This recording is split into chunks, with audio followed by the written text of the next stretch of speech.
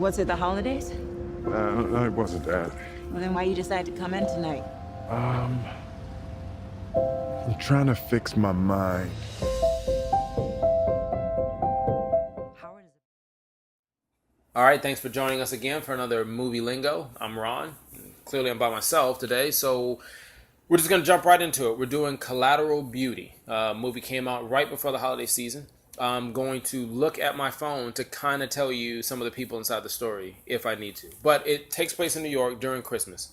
And trust me, when you watch the movie, they're going to beat it over your head multiple times that it's snowing, it's New York, and it's Christmas.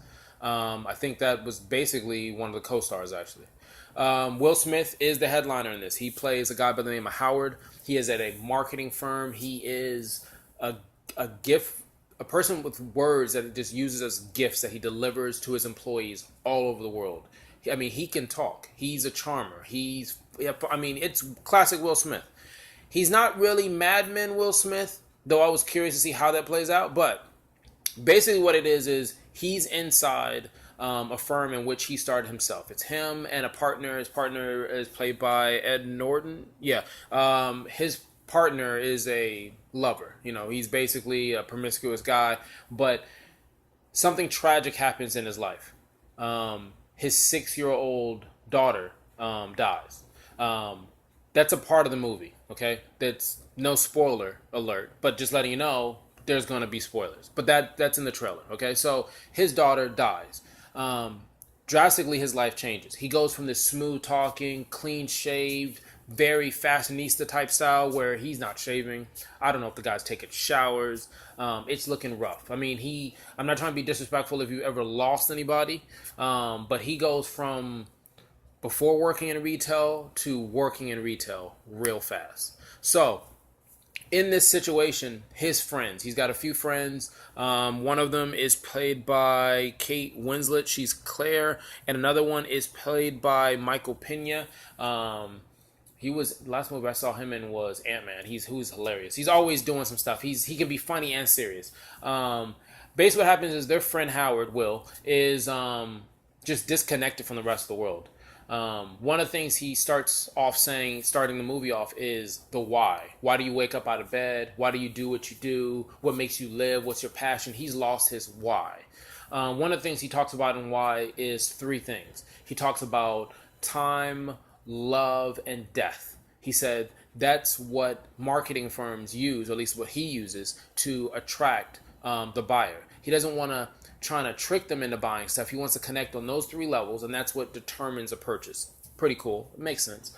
But because he's so disconnected, he becomes so bitter with the grieving process of his daughter. He starts writing letters to time, love, and death. Now, while he's doing that, he's just setting up dominoes. Like, literally, dominoes. That's all he does. It takes him about 5 or 6 days, and they show you. It's not a Hallmark moment, but they do give you background on it. He's just doing dominoes.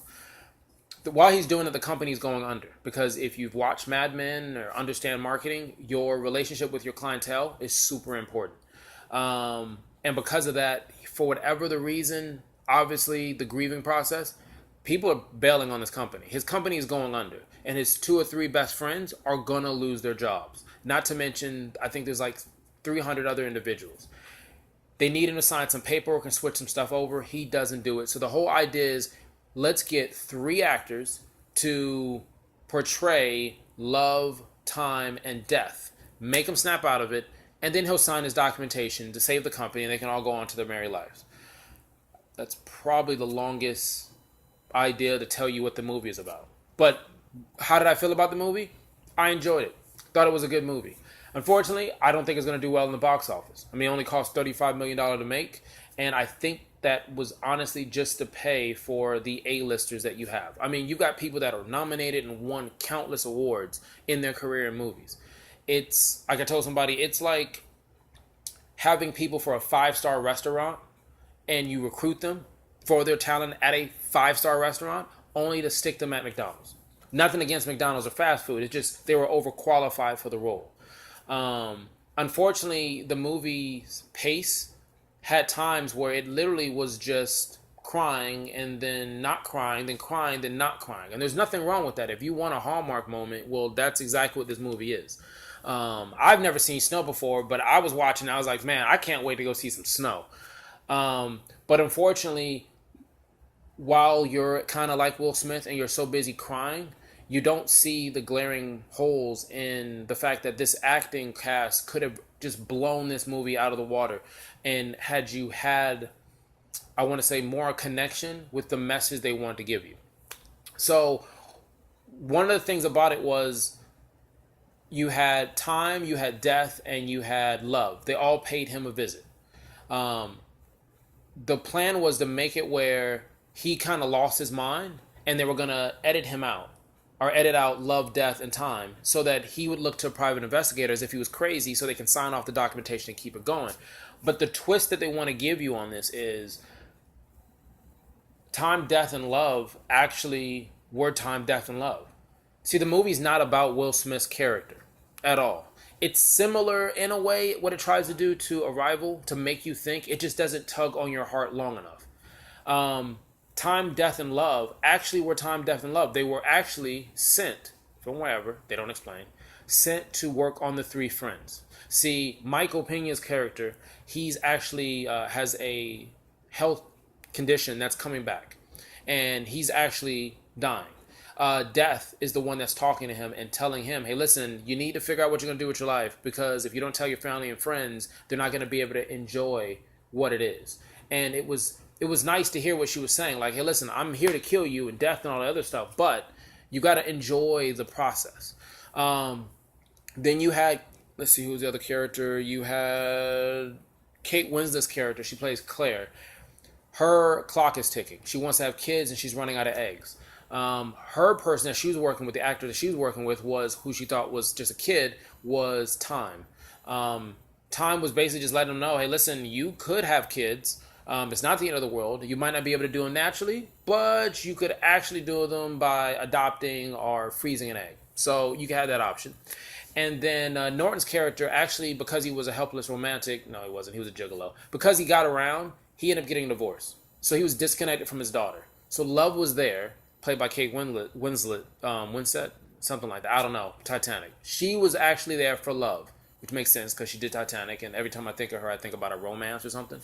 So the movie, there's nothing wrong with the movie. Go watch it. It's good. It just doesn't stack up against a bunch of other movies like Arrival and Fences and things that are nominated. There's another movie to go watch. It's Manchester by the Sea. It has some of the same storyline tag. It's a child dies and the grieving process, and watch the collateral damage that it actually affects other people. This movie was too predictable. You knew exactly what was going to happen. But you still felt connected to the characters. If I could rate this movie, I would have to rate it a 6. The reason why I say a 6 is, again, there's nothing wrong with the scenery of it. It's New York, it's winter, it's Christmas. It's going to play every year, I'm pretty sure, down the line, between 34th Miracle something and It's a Wonderful Life. It just, the staff, the cast, they're superstars. They're amazing. And why is it only Will Smith that shows you emotional range and no one else really does? Kind of makes it fall flat. And there's another twist. Will Smith starts going to see, like, I guess a psychiatrist or someone to help go through the situation. She keeps saying, what's your daughter's name? He won't say it. It's not until the end where he still can't say it, but the lady plays a video. And the video is Will Smith and this lady and the 6-year-old. Now, you didn't see that at the beginning when the lady says that my daughter died at 6 and his daughter died at 6? He's been dealing with the grieving process so much, you couldn't figure out exactly how the plot was going to connect together. Yes, you can. Just pay attention next time. While you're crying, wipe the tears, you'll be fine. The moments they try to make it seem like so you can have those conversations when you left, the wife of Will Smith, when the daughter dies, it was death sitting next to her at a bench. But it's so obvious because death actually wears blue. That's all she wears is blue. If you look at the fuzziness that she's talking to, they're wearing blue. And there's only 2 people in the whole hallway. Anyways, like I said before, this movie's good to watch. It just doesn't stack up against some of the stuff that came out about the same time. Give it a 6. That's the official Movie Lingo rating. I hope you enjoyed this. My name is Ron. Have a great day. Just look for it. I promise you, it's there. The Collateral Beauty.